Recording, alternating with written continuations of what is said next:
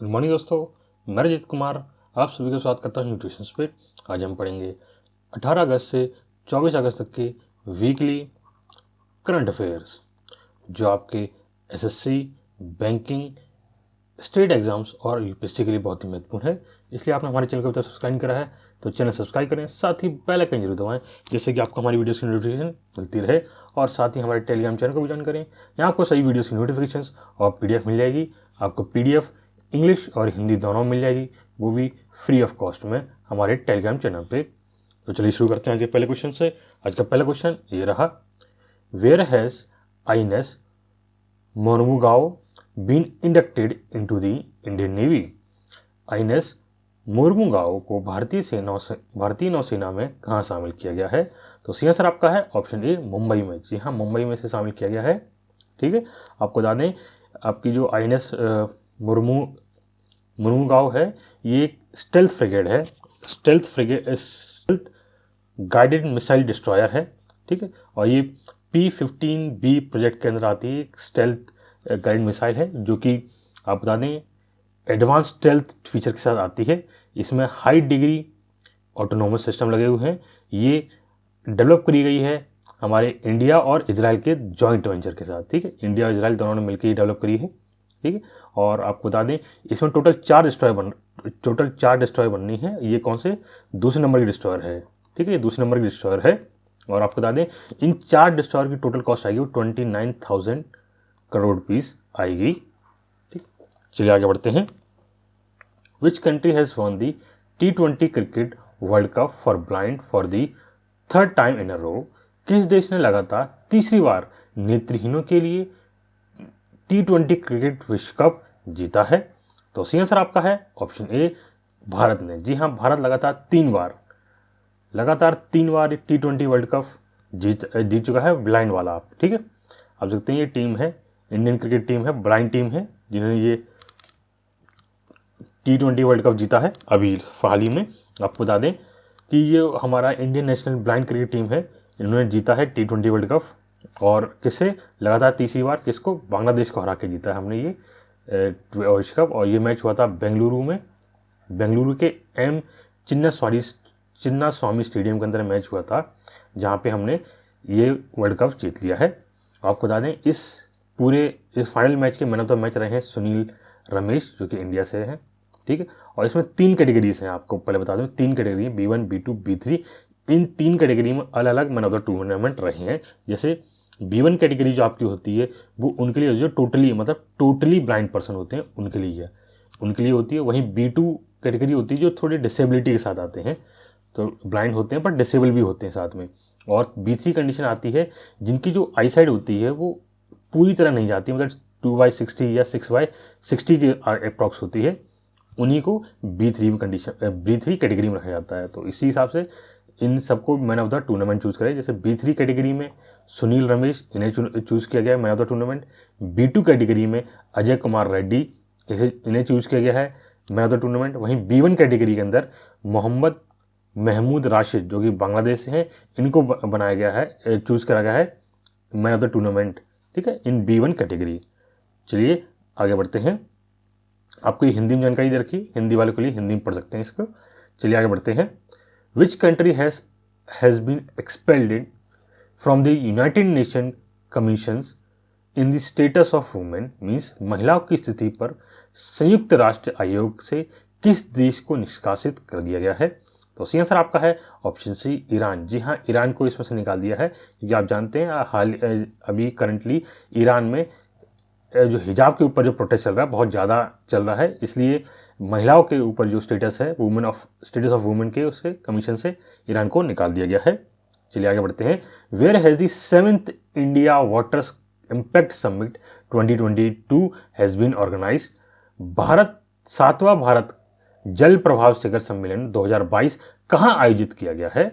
तो सी आंसर आपका है ऑप्शन डी, न्यू दिल्ली। जी हाँ, न्यू दिल्ली के अंदर आयोजित किया गया है 7th India water impact summit, जा सकते हैं, ये उसका फोटो है। और आपको बता दें, जानकारी दे दें, हमारे जो यूनियन जल शक्ति मिनिस्टर हैं श्री गजेंद्र सिंह शेखावत जी, इन्होंने इस समिट का उद्घाटन किया जो था 7th Indian water summit impact summit, जिसे हम कहते हैं IWIS 2022, जो कि 15 दिसंबर को हुआ था। और इसमें थे श्री भुवनेश्वर टुडू, जो कि मिनिस्टर ऑफ स्टेट फॉर जल शक्ति हैं। वहीं आपको बता दें इसमें 5 ब्रॉड थीम्स रखी गई थी, मतलब आप समझिए कि 5 पॉइंट्स जो है पूरी उस पर काम किया गया था, जैसे कि science and policy, finance and economics, technology and innovation, international and implementation challenges. तो ये 5 आपके बोर्ड थीम्स थी इसकी। वहीं आपको बता दें इस पूरे समिट की जो थीम थी वो थी मैपिंग कन्वर्जेंस ऑफ 5 पीस। मतलब 5 पीस कौन हो गया आपके? People, policy, plan, programming and project. ये आपके 5 पी पे है, इन्हीं के ऊपर वर्क किया जाएगा। तो ये आपकी क्या थीम थी? ये मोस्ट इंपॉर्टेंट है, आपकी थीम ही मोस्ट इंपॉर्टेंट है, इसलिए आपको थीम जरूर याद रखनी है इस समिट की। चलिए आगे बढ़ते हैं। Which is the most expensive city in the world according to the Economist Intelligence Unit? Economist Intelligence Unit के अनुसार दुनिया का सबसे महंगा शहर कौन सा है? तो सही आंसर आपका है option D, Moscow and Singapore. जी हाँ, मॉस्को और सिंगापुर दुनिया के सबसे महंगे शहरों में से आता है। आप देखते हैं सिंगापुर को और न्यूयॉर्क को नंबर 1 पोजीशन दी गई है, ये दुनिया के सबसे महंगे शहरों में से एक है। वहीं आप दूसरे नंबर दे सकते हैं तल अवीव है, तीसरे नंबर पर हांगकॉन्ग, चौथे नंबर पर लॉस एंजलिस है। आप ये देखिए सेकंड पोजीशन किसी को नहीं दी गई है, ये थर्ड पोजीशन दी गई है। 4th पोजीशन जो है हांगकॉन्ग और लॉस एंजलिस को दी गई है। वहीं आप देख सकते हैं 5th पोजीशन किसी को नहीं दी गई है, 6th पोजीशन मिली है जूरिच को जो कि 6th है, और 7th जेनेवा को मिली है। ठीक है, चलिए आगे बढ़ते हैं।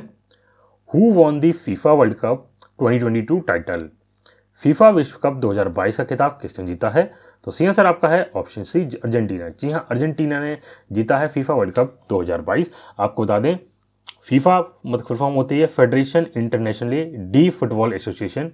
ये आपको 1904 के अंदर इसे स्टैब्लिश किया गया था, और ये आपके तब से क्या है, सारे जो मेन फुटबॉल वर्ल्ड कप होता है आपका, फुटबॉल वर्ल्ड कप होता है, ये इसी द्वारा ऑर्गेनाइज किए जाते हैं। और ये आप कहेंगे कि जितने फुटबॉल मैचेस होते हैं इसी द्वारा ऑर्गेनाइज किए जाते हैं वर्ल्ड लेवल पे।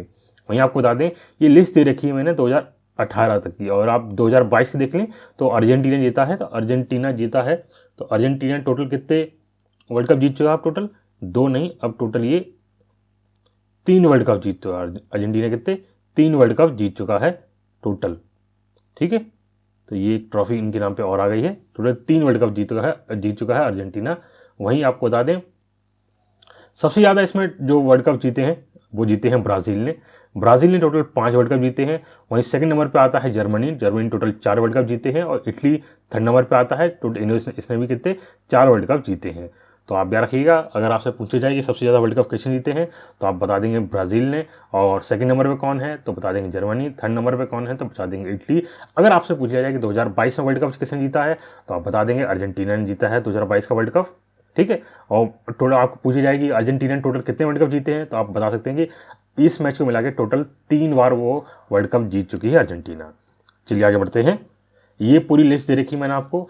इस लिस्ट में मैंने आपको बताया कि 1930 से मतलब जब से फीफा वर्ल्ड कप शुरू हुआ है तब से लेकर अब तक 2022 तक की ये पूरी लेटेस्ट डिटेल दे रखी है। उसमें कौन विनर रहा है, कौन रनर अप रहा है, कौन सी होस्ट कंट्री रही है। तो जहाँ तक आपसे जैसे 2022 की बात हुई तो आपसे रनर अप कंट्री भी पूछा जा सकता है और प्लेस पूछा जा सकता है। तो जैसे विनर कौन अर्जेंटीना रहा है, रनर अप फ्रांस रहा है, और इसका हेड ये कहाँ आयोजित किया गया था ये मैच, तो ये कतर में आयोजित किया गया था। वहीं अगर आपकी बात करें वीमेंस फुटबॉल में फीफा में बात करी जाए तो वीमेंस फुटबॉल में 1991 से शुरू किया गया था। ठीक है, इसमें जो पहले होस्ट करने वाली कंट्री थी चाइना थी, इसमें विनर यूनाइटेड स्टेट्स रही है, वहीं रन अप नॉर्वे रहा है। ऐसे ही करके आप देखेंगे 2019 में लास्ट टाइम ये मैच हुआ था, वो इसका जो होस्ट कंट्री थी फ्रांस थी, इसका विनर कंट्री थी यूनाइटेड स्टेट्स, और रन अप कौन था? नीदरलैंड थी। वहीं अब जो अगला वर्ल्ड कप होगा वो 2023 के अंदर होगा, कहाँ पे? ऑस्ट्रेलिया और न्यूजीलैंड के अंदर होगा। तो याद रखिएगा 2023 का women's football FIFA football cup कहाँ होगा तो वो होगा ऑस्ट्रेलिया और न्यूजीलैंड के अंदर। चलिए आगे बढ़ते हैं।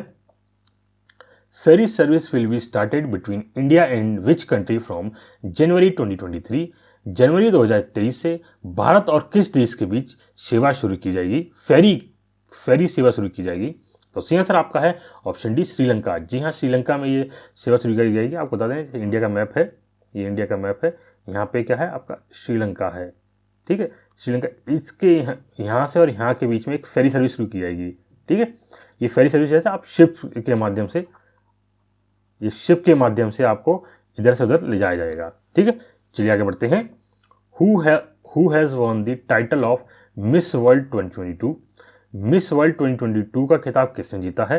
तो सी आंसर आपका है ऑप्शन सी, सरगम कौशल। जी हाँ, सरगम कौशल जी ने, आप सकते हैं फोटो, सरगम कौशल जी का, इन्होंने जीता है मिस वर्ल्ड 2022।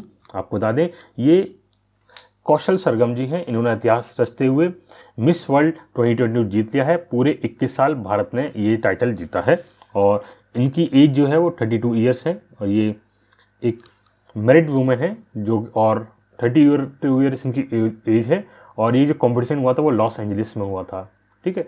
इन्होंने टोटल 63 कंट्रीज की कैंडिडेट थी, उनको हरा के ये खिताब जीता है। आपको बता दें सरगम कौशल ने फाइनल में मिस पोलेंसिया को हरा के ये खिताब जीता है।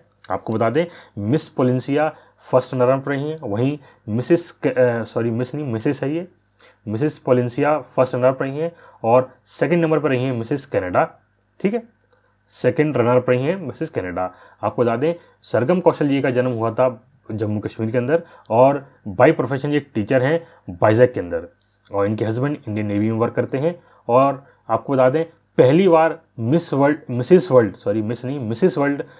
जो हुआ था वो हुआ था 1984 के अंदर और इंडिया की पहली मिसेस वर्ल्ड रही हैं अदिति गोवित्रिकर, ठीक है, गोवित्रिकर जो पहली भारतीय मिसेस वर्ल्ड रह चुकी हैं 2001 के अंदर। आपको बता दें डॉक्टर अदिति गोवित्रिकर इन्होंने एज अ जज भी सर्व किया है मिसेस इंडिया 2022-23 में। चलिए आगे बढ़ते हैं। Who has won the women's FIH Nations Cup 2022 title? महिला FIH नेशंस कप 2022 का खिताब किसने जीता है? तो सी आंसर आपका है ऑप्शन बी, भारत ने। जी हाँ, भारत ने खिताब जीता है।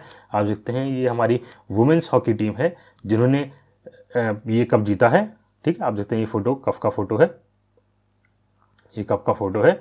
आप देखते हैं ये कप हमारे भारतीय महिला हॉकी टीम ने जीता है, ठीक है। और आपको बता जानकारी दें Indian women's hockey team led by, जिनकी जो कैप्टन थी वो थी सविता पुनिया, ठीक है। हमारी जो इंडियन वुमेन हॉकी टीम थी उनकी जो कैप्टन थी उनका नाम था सविता पुनिया, जिनके नेतृत्व में भारत ने स्पेन को 1-0 से हरा के, फाइनल मैच में 1-0 से हरा के FIH नेशंस कप अपने नाम कर लिया। कहाँ पे? वेलेंसिया स्पेन के अंदर, ठीक है। तो कहाँ मैच हुआ था ये? वेलेंसिया स्पेन के अंदर ही मैच हुआ था जो कि 1-0 से भारत ने जीत लिया और जो एकमात्र गोल था पूरे मैच फाइनल मैच में वो गोल करा था भारत की तरफ से गुरजीत कौर द्वारा किया गया था, एकमात्र गोल, ठीक। और ये गोल इसी गोल के साथ भारत ये कप जीत गई। और आपको बता दें ये जो कप था, ये मैच जो पूरा हॉकी टूर्नामेंट मैच हुआ ये हुआ था 11 दिसंबर से 17 दिसंबर के बीच, ठीक है, स्पेन के अंदर। चलिए आगे बढ़ते हैं। Who has been appointed as the first chancellor of Gati Shakti university? Means गति शक्ति विश्वविद्यालय के पहले चांसलर के रूप में किसे नियुक्त किया गया है? तो सही आंसर आपका है ऑप्शन डी, अश्विनी वैष्णव। जी हाँ, अश्विनी वैष्णव, आप फोटो देखते हैं इनका, इनको अपॉइंट किया गया है first chancellor of Gati Shakti university. आपको जानकारी दें इसके बारे में तो बता दें हमारे यूनियन मिनिस्टर ऑफ रेलवे जिनका नाम है अश्विनी वैष्णव जी, इनको अपॉइंट कर दिया गया है चांसलर ऑफ गति शक्ति विश्वविद्यालय बड़ोदरा। किसके द्वारा? राष्ट्रपति मुर्मू द्वारा। आपको बता दें राष्ट्रपति मुर्मू द्वारा डॉक्टर मनोज चौधरी को फर्स्ट वाइस चांसलर के रूप में भी नियुक्त किया है। और आपको बता दें जो गति शक्ति यूनिवर्सिटी है इसको सेंट्रल स्टेटस दे दिया गया है, सेंट्रल यूनिवर्सिटी का स्टेटस दे दिया गया था कैबिनेट मिनिस्ट्री द्वारा, यूनियन कैबिनेट द्वारा जुलाई 2022 में, मतलब इसी साल में दे दिया गया था। वहीं आपको बता दें सेंट्रल गवर्नमेंट ने एक बिल इंट्रोड्यूस किया था लोकसभा के अंदर जिसमें इन्होंने national rail and transportation institute जो ये था इसका नाम बदल के कर दिया गया था गति शक्ति विश्वविद्यालय कर दिया गया था। चलिए आगे बढ़ते हैं। Raktsey Karpo apricot which has recently been given GI tag belongs to which state? Means Raktsey Karpo खुबानी, जिसे हाल ही में जीआई टैग दिया गया है, किस राज्य से संबंधित है? तो सी आंसर आपका है ऑप्शन सी, लद्दाख। जी हाँ, लद्दाख से संबंधित है। आप देखते हैं ये फोटो है उसका, इसको जीआई टैग मिला है लद्दाख का। ठीक है, चलिए आगे बढ़ते हैं। Who is the author of the book the light we carry overcoming in the uncertain times? Means ये पुस्तक किसने लिखी है? तो सी आंसर आपका है ऑप्शन डी, मिशेल ओबामा। जी हाँ, मिशेल ओबामा द्वारा ये पुस्तक लिखी गई है। आप देखते हैं फोटो है इस बुक का कवर पेज का। ठीक है, और ये बुक मिशेल ओबामा द्वारा लिखी गई है। आपको जानकारी दे दें, light we carry overcoming in certain times, ये बुक मिशेल ओबामा द्वारा लिखी गई है और इसे पब्लिश करा है क्राउन पब्लिशिंग द्वारा। ठीक है, और इसमें इन्होंने बताया है कि कैसे उन्होंने रीडर को कैसे इंस्पायर करा जाए, स्टोरी में बताया जाए कि कैसे किया जाए, या सब जांच करने, खुशी स्रोत को पहचानना, खुशी के स्रोत को कैसे पहचाना जाए, है ना। आप दुनिया को कैसे एक प्रेरित करें, एक साथ रखें। ठीक, इसके पूरी इसकी जानकारी इसके बारे में जानकारी दी है इस पूरी बुक के अंदर इन्होंने, इसने मिशेल ओबामा ने, जो कि बराक ओबामा की पत्नी है। चलिए आगे बढ़ते हैं। हु हैज़ लॉन्च्ड द स्वॉट SWOT मिशन? मीन्स स्वॉट जिसे हम कहते हैं SWOT मिशन किसने लॉन्च किया है? तो सी आंसर आपका है ऑप्शन डी, DRDO। जी हाँ, DRDO लॉन्च किया है। आपको बता दें, स्वॉट का फुल फॉर्म है सरफेस वाटर ओशियन ट्रोपोलॉजी टोपोग्राफी। ठीक है, टोपोग्राफी। तो इसका शॉर्ट फॉर्म क्या है? Surface water and ocean topography. ठीक है, स्पेसक्राफ्ट इसे कहा गया है। ये आप देखते हैं फोटो है उसका, और ये लॉन्च किया गया है किसके द्वारा? तो आपको बता दें, ये लॉन्च किया गया है नासा और फ्रेंच स्पेस एजेंसी CNES द्वारा। ये जॉइंटली लॉन्च किया गया है, जिसका नाम है स्वॉट, जिसे हम कहते हैं surface water and ocean topography spacecraft. ठीक है, और आपको बता दें ये लॉन्च किया गया है स्पेस एक्स के रॉकेट से। कहाँ से? Space launch complex 4E at California. ठीक है, और ये आपको बता दें सैटेलाइट ऑपरेशन लगेगी 3 साल के लिए, और इसका जो मेन ऑब्जेक्टिव है वो है ये दुनिया का पहला ऐसा ग्लोबल सर्वे करेगा, जो पृथ्वी पे जो वाटर सरफेस होता है उसका पूरा सर्वे करेगा ये उसका। ठीक है, चलिए आगे बढ़ते हैं। Friend of library program has been started in which state? Means friend of library कार्यक्रम किस राज्य में शुरू किया गया है? तो सी आंसर आपका है ऑप्शन बी, तमिलनाडु। जी हाँ, तमिलनाडु में फ्रेंड ऑफ लाइब्रेरी कार्यक्रम शुरू किया गया है, जिसके तहत ये किताबें उन लोगों को सीधे उनके पास पहुंचा दिया जाएगा। मतलब तमिलनाडु सरकार क्या करेगी, जिन्हें किताबों की ज़रूरत है वो उनके पास पहुंचा देगी। जैसे आप पहले क्या होता है, लाइब्रेरी होती है, सरकार द्वारा लाइब्रेरी चलाई जाती है, उसमें क्या आप फ्री ऑफ कॉस्ट किताबें पढ़ सकते हो, है ना। तो पर ऐसा क्या होता है, कई लोग होते हैं जो लोग लाइब्रेरी नहीं आ पाते हैं, है ना, उन्हें सुविधा नहीं मिल पाती। इसलिए तमिलनाडु सरकार ने क्या करा है कि अब हम लोगों के पास पुस्तकें भेजेंगे। मतलब पहले लोग पुस्तक के पास आते थे, अब पुस्तकें लोगों के पास जाएगी। जैसे जो विकलांग लोग हो गए, वरिष्ठ नागरिक हो गए, बच्चे हो गए, अस्पताल में भर्ती मरीज हो गए, ये कैसे ऐसे लोग होते हैं जो लोग आपके क्या नाम है डेली लाइब्रेरी में नहीं आ पाते हैं, तो उनसे क्या उन्हें वो पढ़ने की इच्छा होती पर पढ़ नहीं पाते। पर तमिलनाडु सरकार ने परियोजना लाने से फ्रेंड ऑफ लाइब्रेरी परियोजना लाए हैं। इसके तहत क्या करेंगे कि जो तमिलनाडु सरकार है वो जितने भी लोग हैं, जैसे विकलांग लोग हो गए, वरिष्ठ लोग हो गए, अस्पताल में भर्ती मरीज हो गए, इन सभी को क्या है पुस्तक प्रोवाइड कराई जाएगी। मतलब उनके पास ही पुस्तक को भेज दिया जाएगा पढ़ने के लिए। ठीक है, चलिए आगे बढ़ते हैं। Which state UT has completed the construction of India's longest escape tunnel? Means किस राज्य केंद्र शासित प्रदेश ने भारत की सबसे लंबी एस्केप टनल का निर्माण पूरा किया है? तो सी आंसर आपका है option D, Jammu and Kashmir. जी हाँ, जम्मू कश्मीर में ये आपकी एस्केप टनल है, इसका कंस्ट्रक्शन कंप्लीट हो गया है। आप देखते हैं ये भारत की लॉन्गेस्ट टनल, सबसे लंबी टनल है ये। ठीक है, और इसका डिस्टेंस कितना होगा 12 पॉइंट कुछ किलोमीटर है, 12 किलोमीटर से ऊपर है। आपको आज आगे जान के बताता हूँ। ये आप देखते हैं, ये इसका नाम क्या गया है, एस्केप टनल का नाम रखा है T49 नाम रखा गया। आप देखते हैं फोटो में T49, और कब 15 तारीख को इसे बना लिया गया था। ठीक है, और आपको जानकारी दे इसके बारे में, तो इंडिया की लॉन्गेस्ट एस्केप टनल जो कि 12.89 किलोमीटर लंबी है, कहाँ पे बनाई गई है, बनिहाल कटरा रेलवे लाइन पे है, जो कि जम्मू कश्मीर पे है। वहाँ पे स्केप टनल बनाई गई है, टोटल 12.89 किलोमीटर की, ठीक है। और ये इंडिया की सबसे लंबी टनल है। वहीं आपको देखेंगे लॉन्गेस्ट टनल, ये जो लॉन्गेस्ट टनल है ये पार्ट है उधमपुर श्रीनगर बारामूला रेलवे लाइन की, जिसे हम कहते हैं USBRL प्रोजेक्ट है, उसकी ये उसी का एक पार्ट है, जिसमें तहत ये एक 12.89 किलोमीटर एक टनल बनाई जाएगी। ये स्केप टनल आपको बता दें, स्केप टनल क्यों बनाई जाती है, तो स्केप टनल इसलिए बनाई जाती है, जैसे कभी इमरजेंसी हुई या आपदा कोई आई, तो आपदा के लिए लोगों को वहाँ निकलने का रास्ता हो, या जैसे बाहर पहाड़ों, आप जानते हैं कि भूस्खलन आ जाते हैं, या पर जो रोड होते हैं पहाड़ों पर वो आपके डिस्ट्रॉय हो जाते हैं लैंडस्लाइड की वजह से, तो लोग वहाँ से निकल सके, आपदा में वहाँ से निकल सकें, इसलिए ये आपका टनल या गुफा टनल बनाया गया है, जिसे हम कहते हैं स्केप टनल, ठीक है।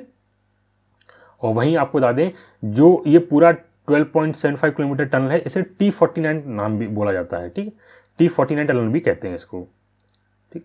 और वहीं आपको बता दें अटल रोड टनल, जो कि हिमाचल प्रदेश के अंदर है, ये लॉन्गेस्ट हाई एल्टीट्यूड वाली, मतलब लॉन्गेस्ट हाई एल्टीट्यूड वाली टनल है। मतलब सबसे ऊंचाई पे जो टनल जो जैसे ये होती, जो आपकी जो अभी बनी है, कौन सी, बनिहाल कटरा रेलवे लाइन, ये सबसे लंबी है, ठीक है, ये सबसे लंबी टनल हो गई। वहीं आपको देख सबसे ऊंची टनल जो होती है हाइट में, जो ऊंचाई, जो हाइट की बात करी जाए, वो टनल कौन सी है, वो है अटल रोड टनल, जो कि हिमाचल प्रदेश के अंदर है। कितनी, टोटल 8.8 किलोमीटर, जैसे अप्रोक्सीमेटली 5.5 माइल लंबी ये पूरी टनल है। वहीं दूसरी आपकी है पीर पंजाल रेलवे टनल, जो कि जम्मू कश्मीर में है, ये 11.22 किलोमीटर की है। वहीं doctor Shyama Prasad Mukherjee road tunnel, ये भी जम्मू कश्मीर में है, टोटल 9.34 किलोमीटर की। वहीं त्रिवेंद्रम पोर्ट रेलवे टनल, जो कि केरल के अंदर है, ये टोटल 9.02 किलोमीटर लंबी है। वहीं आपको ये 2 टनल और दे रखी हैं, आप पढ़ सकते हैं यहाँ पे। और जो हिंदी वाले हैं उनको हिंदी में जानकारी दे रखा, हिंदी में पढ़ सकते हैं। चलिए आगे बढ़ते हैं। What is its rank of India in the Global Food Security Index 2022 report? वैश्विक खाद्य सुरक्षा सूचकांक 2022 रिपोर्ट में भारत का रैंक क्या है? तो सही आंसर आपका है ऑप्शन डी, 68 रैंक रही है भारत की इसमें। अब ठीक है, आपको बता दें ग्लोबल फूड सिक्योरिटी इंडेक्स जिसे हम कहते हैं, ये रिपोर्ट रिलीज करी गई है ब्रिटिश वीकली दी इकोनॉमिक्स द्वारा, ठीक है। और ये 11th global food security index है, जिसमें अब बताया गया है कि क्या कौन सी कंट्री किस पोजीशन पे है। तो आपको बता दें, जैसे इंडिया की रैंक इसमें क्या 68 रैंक रही है, ठीक है। इसमें अगर फर्स्ट रैंक देखी जाए तो फर्स्ट रैंक मिली है फिनलैंड को, सेकंड नंबर पे आयरलैंड, थर्ड नंबर पे नॉर्वे, फोर्थ नंबर पे फ्रांस और फिफ्थ नंबर पे नीदरलैंड रहा है, ठीक है। ये सबकी लिस्ट है। वहीं आप अगर इंडिया को चेक करेंगे तो इंडिया को टोटल इसमें 68 रैंक मिली है। तो यहाँ चेक करेंगे, ये इंडिया की रैंक है, ये इंडिया और अल्जीरिया जो कंट्री है, इन दोनों को इक्वल रैंक मिली, मतलब 68 पॉइंट रैंक मिली है इन दोनों को, क्योंकि इनके जो पॉइंट्स थे वो दोनों बराबर थे। कितने, 58.9 पॉइंट थे दोनों कंट्रीज, इसके लिए इनको एक ही पोजीशन दी गई, वो है 68 पोजीशन। इसमें टोटल 113 कंट्रीज हैं, 113 रैंक दी गई हैं टोटल, ठीक है। और जो लास्ट नंबर पे वो सीरिया रहा है, हयाती जो है सेकंड टॉप वो इस पर रहा है, वहीं यमीन थर्ड पे, यमीन, ठीक है। चलिए आगे बढ़ते हैं। Where has the 7th petrochemical conclave been organised? Means 7वां पेट्रोकेमिकल कॉन्क्लेव कहाँ आयोजित किया गया? तो सही आंसर आपका है ऑप्शन डी, न्यू दिल्ली के अंदर। जी हाँ, न्यू दिल्ली के अंदर 7th पेट्रोकेमिकल कॉन्क्लेव आयोजित किया गया था 17 दिसंबर को, ठीक है। और इसकी थीम थी इंडियन पेचेम फ्यूचर, मतलब सस्टेनेबल एंड आत्मनिर्भर। तो ये थीम है, आप थीम याद कर लीजिएगा, ठीक है। ये मोस्ट इंपॉर्टेंट होती है, क्योंकि आपके एग्जाम में अगर कुछ पूछा जाएगा तो वो थीम ही पूछा जाएगा, ठीक है। चलिए आगे बढ़ते हैं।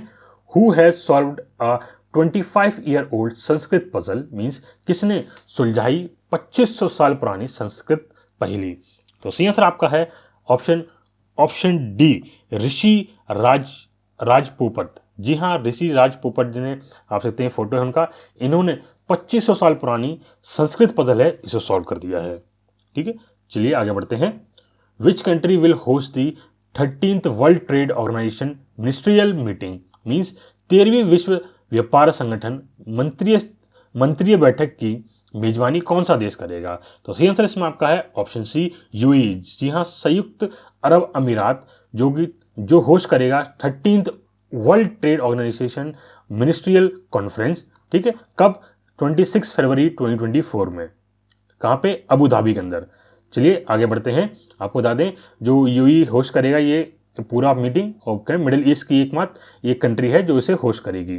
वहीं आपको बता दें गल्फ कंट्रीज जो हैं वो अगले साल COP28 भी होस्ट करेंगे, जिसे हम कहते हैं United Nations climate change conference, इसे भी होस्ट करेगी गल्फ कंट्रीज। आपको बता दें वर्ल्ड ट्रेड ऑर्गेनाइजेशन को फॉर्म किया गया था 1995 में। इससे पहले क्या हुआ करता था? इससे पहले हुआ करता था general agreement on traffic and trade, GATT हुआ करता था, जो कि 1995 से वर्ल्ड ट्रेड ऑर्गेनाइजेशन मतलब WTO हो गया। और बता दें ये टोटल इस WTA के टोटल 164 मेंबर्स हैं और इसका हेडक्वार्टर है जेनेवा, स्विट्जरलैंड के अंदर। चलिए आगे बढ़ते हैं। Which site has been added to the tentative list of UNESCO heritage sites, means UNESCO विरासत स्थलों की अस्थायी सूची में किस साइट को जोड़ा गया है? तो आपका सही आंसर है ऑल ऑफ दी अबव। जी हाँ, ये तीनों जोड़ दी गई, मतलब rock cut sculptures, sun temple, Modhera, Vadnagar city, ये तीनों को यूनेस्को की जो टेंटेटिव लिस्ट होती है, जिसमें टेंटेटिव लिस्ट वो होती है जिसमें यूनेस्को वो लिस्ट निकालता है कि कौन कौन से जो देश है वो कौन कौन सी धरोहर या साइट कह दें आप, है ना, कौन कौन सी साइटों को इस लिस्ट में शामिल करना चाहती है। देशों की जो लिस्ट होती है उसके हिसाब से यूनेस्को एक लिस्ट निकालती है। उसमें इसमें क्या नाम है, भारत की ये 3 साइट को भी ऐड कर लिया गया है। ठीक है, चलिए आगे बढ़ते हैं। ये आपके ये तारक है, तीनों साइट्स हैं, आप देखते हैं। ये आपका हो गया वर्धनगर शहर, वहीं आपका ये हो गया रॉक कट मूर्ति, ठीक है, स्कल्पचर्स हो गए। वहीं आपका ये हो गया सूर्य मंदिर मोढेरा, जिसे हम कहते हैं सन टेम्पल मोढेरा। ठीक है, चलिए आगे बढ़ते हैं। आपको बता दें जो आपके ये तीनों हैं, जो आपकी ये तीनों टेम्पल्स हैं, इनको यूनेस्को की tentative list of UNESCO world heritage sites के अंदर ऐड कर लिया गया है। तो यूनेस्को एक लिस्ट निकालती है, टेंटेटिव लिस्ट निकालती है, मतलब इनको हम शायद या क्या नाम जो देशों द्वारा लिस्ट दी जाती है कि आप हमारे इस साइट को आप यूनेस्को वर्ल्ड हेरिटेज साइट बना दीजिए, उसमें यूनेस्को देखती है कि कौन कौन सी उन्हें लगता है कि ये ज़रूरी है, तो उन्हीं की एक टेंटेटिव लिस्ट निकाल आती है। बोला हाँ ये चीज़ हम इसमें से डिसाइड करेंगे किसको हम वर्ल्ड हेरिटेज साइट का दर्जा देंगे। तो लिस्ट होती इनमें से चूज करी जाएगी कौन सी किसको वर्ल्ड हेरिटेज साइट का दर्जा मिलेगा। उसकी वो लिस्ट जो होती है, वो लिस्ट को ही हम कहते हैं टेंटेटिव लिस्ट। ठीक है, चलिए आगे बढ़ते हैं। Who is the author of the book fit at any as? Fit at any as पुस्तक के लेखक कौन है? तो सही आंसर आपका है ऑप्शन डी, PV अय्यर। जी हाँ, air marshal PV Iyer, retired, जो इंडियन एयरफोर्स से रिटायर हमारे हैं, इनका नाम है PV Iyer, air marshal PV Iyer. इन्होंने ये पुस्तक लिखी है जिसमें इन्होंने बताया है कि कैसे आप काफ़ी एज होने के बाद भी आप कैसे अपने आप को फिट रख सकते हैं। चलिए आगे बढ़ते हैं। Who has been given the साहित्य academy award 2022 for Hindi? Means Hindi के लिए साहित्य अकादमी पुरस्कार 2022 किसे दिया गया है? तो सही आंसर आपका है ऑप्शन बी, बद्री नारायण। जी हाँ, बद्री नारायण जी को यह अवार्ड मिला है। उनकी जो कविता है या उनकी जो बुक है जिसका नाम है तुमड़ी के शब्द। जी हाँ, तुमड़ी के शब्द के लिए इनको साहित्य अकादमी पुरस्कार दिया गया है हिंदी के अंदर। तो आपको बता दें जो सरकार ये जो अवार्ड्स हैं ये सेंट्रल गवर्नमेंट द्वारा दिए जाते हैं फॉर बेस्ट लिटरेचर। ठीक है, बेस्ट लिटरेचर के लिए दिया गया, हर साल दिया जाता है ये पुरस्कार। तो इस साल हिंदी में किसको मिला है? तुमड़ी के शब्द। तो जाहिर सी बात हिंदी मिला तो मतलब बाकी भाषाओं में मिला होगा। तो और बाकी भाषाओं की लिस्ट मैंने आपको दे रखी है, जैसे असेंबलीज में जो कि है भूल सत्या, एक शॉर्ट स्टोरी है, इसमें जो मिला है वो है मनोज कुमार गोस्वामी, इनको दिया गया है। वही बोडो भाषा के अंदर रश्मि चौधरी, डोंगरी के अंदर वीना गुप्ता, इंग्लिश के अंदर अनुराधा रॉय, गुजराती के अंदर गुलाम मोहम्मद शेख, ठीक, हिंदी के अंदर बद्री नारायण, जो कि तुमड़ी की शब्द एक पोइट्री है, ठीक, उसके लिए मिला इनको। वैसे ही सभी अलग अलग भाषाओं के अंदर ये अलग इन लोगों को साहित्य अकेडमी पुरस्कार मिला है, और उन सभी के मैंने किस पुस्तक में मिला है और उनका किसने लिखा है, किसको मिला है, उन सभी के मैंने नाम दे रखे हैं, आप दे सकते हैं। ये आप लिस्ट पूरी हमारे टेलीग्राम चैनल से ले सकते हैं, आपको PDF में प्रोवाइड कर दूंगा हमारे टेलीग्राम चैनल पे। ठीक है, और आपको टेलीग्राम चैनल का जो लिंक है वो हमारे डिस्क्रिप्शन बॉक्स में मिल जाएगा, आप देख सकते हैं। चलिए आगे बढ़ते हैं। Who has been named the captain of the Indian team for the FIH hockey world cup means FIH hockey विश्व कप के लिए भारतीय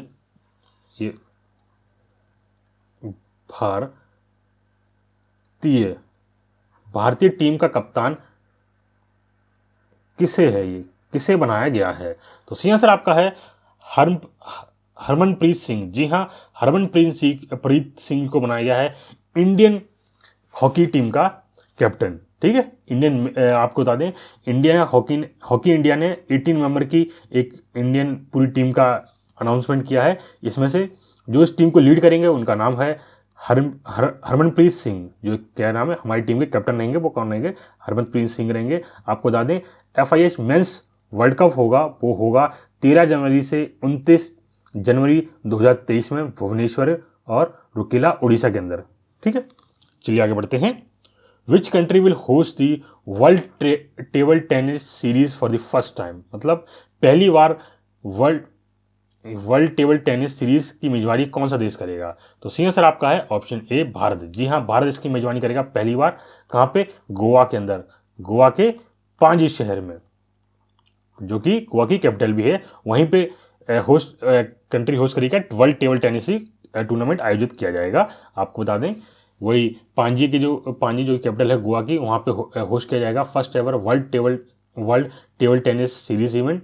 आपको बता दें ये इवेंट 27 फरवरी से 5 मार्च तक चलेगा 2023 में। मतलब अगले साल हमारा ये फरवरी में ये पूरा टूर्नामेंट होगा। और कहाँ पे होगा? ये पूरा टूर्नामेंट होगा श्यामा प्रसाद मुखर्जी इंडोर स्टेडियम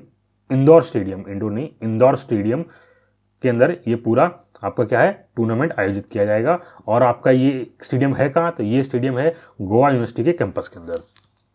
चलिए आगे बढ़ते हैं। United Nations security council has adopted the first ever resolution on which country? Means संयुक्त राष्ट्र सुरक्षा परिषद ने किस देश पर पहला संकल्प अपनाया है? तो सी आंसर आपका है ऑप्शन डी म्यांमार। जी हाँ, म्यांमार के ऊपर पहला रेजोल्यूशन पास हुआ है। इसमें भारत ने एब्सटेन कर दिया, मतलब भारत ने इसमें हाँ में और ना में दोनों में किसी में वोट नहीं करा। इन्हें क्या है, एब्सटेन कर लिया भारत ने इसमें, इस पूरी मीटिंग अंदर। चलिए आगे बढ़ते हैं। Which Indian film song have been shortlisted for the Oscar awards? Means Oscar award के लिए किस भारतीय फिल्मी गाने को शॉर्टलिस्ट किया गया है? तो इसमें सही आंसर आपका है ऑप्शन डी RR। जी हाँ, RRR जो आपकी मूवी है उसका जो गाना है नत्थु नत्थु, उस सॉन्ग को शॉर्टलिस्ट कर लिया गया है ऑस्कर अवार्ड के लिए। ठीक है, तो ये आपका 95th अकेडमी अवार्ड होंगे उसकी शॉर्टलिस्ट है। उसमें गाना है नत्थु नत्थु सॉन्ग, जो RRR मूवी है उसका सॉन्ग है, उसको ये शॉर्टलिस्ट कर लिया गया है। चलिए आगे बढ़ते हैं। Who has been appointed as the chairman of the atomic energy regulatory board? Means परमाणु ऊर्जा नियामक बोर्ड के अध्यक्ष के रूप में किसे नियुक्त किया गया है? तो सी आंसर आपका है ऑप्शन सी दिनेश कुमार शुक्ला। जी हाँ, दिनेश कुमार शुक्ला जी को अपॉइंट किया गया है chairman of atomic energy regulatory board का, जिसे हम कहते हैं EERB। ठीक है, तो आपको बता दें EERB को फाउंड किया गया था 15 नवंबर 1983 में, और इसका हेडक्वार्टर कहाँ? मुंबई के अंदर है। चलिए आगे बढ़ते हैं। Who has launched India's first green steel brand Kalyani Foresta? Means Bharat का पहला green steel brand Kalyani Foresta किसने लॉन्च किया है? तो सी आंसर आपका है ऑप्शन सी ज्योतिरादित्य सिंधिया। जी हाँ, ज्योतिरादित्य सिंधिया जी ने लॉन्च किया है भारत का पहला ग्रीन स्टील ब्रांड, जिसका नाम है कल्याणी फॉरेस्टा। ठीक है, आपको बता दें जो ज्योतिरादित्य सिंधिया हमारे कौन है? यूनियन स्टील मिनिस्टर जो है ज्योतिरादित्य सिंधिया, इन्होंने भारत का पहला स्टील ब्रांड जिसका नाम है कल्याणी फॉरेस्टा, इसको लॉन्च किया है दिल्ली के अंदर। ठीक है, और ये पुणे बेस्ड स्टील कंपनी है जिसका नाम है कल्याणी ग्रुप, उसने ये स्टील बनाएगी। ये स्टील ऐसा होगा जैसे जीरो, इसमें स्टील को बनाने के लिए क्या है, जीरो कार्बन प्रिंट यूज़ किया जाएगा। मतलब ये स्टील बनाने के लिए इसमें कोई भी फॉसिल फ्यूल का इस्तेमाल क्या ही किया जाएगा। इसमें जो पावर यूज़ की जाएगी या आपको जो एनर्जी यूज़ की जाएगी वो आपकी कैसे होगी, ग्रीन हाउस एनर्जी होगी। इसलिए इसको इस स्टील का नाम रख दिया गया है, ग्रीन स्टील रखा गया है। ठीक है, और आपको बता दें सबसे पहले स्वीडन ने इसे एक्सेप्ट किया था। स्वीडन पहला देश बना जिसने फॉसिल फ्री स्टील, जिसे हम ग्रीन स्टील भी कहते हैं, उसे मैन्युफैक्चरिंग शुरू करी थी। आपको बता दें निप्पॉन स्टील एक कंपनी है, इसके द्वारा बताया जाता है कि 1000 ग्रेड का जो स्टील होता है वो वर्ल्ड का सबसे स्ट्रॉन्गेस्ट और अल्ट्रा हाई स्ट्रेंथ वाला स्टील होता है, जो बिल्डिंग स्ट्रक्चरों के डेवलप करने के लिए बहुत ही अच्छा होता है। जो बिल्डिंग जो बनती है उससे वो क्या है, अर्थक्वेक रेजिस्टेंस होती हैं, मतलब वो अर्थक्वेक को झेल सकती हैं। ठीक, आपको हिंदी में जानकारी लगती है, हिंदी में आप पढ़ लीजिएगा। ठीक है, चलिए आज के लिए बस इतना ही रखते हैं। अगर आपको वीडियो अच्छी लगी हो तो वीडियो को लाइक करें, चैनल को सब्सक्राइब करें, साथ ही ये वीडियो शेयर भी करें बाकी लोगों पे और लोगों के पास ये वीडियो पहुंच सके। जय हिंद।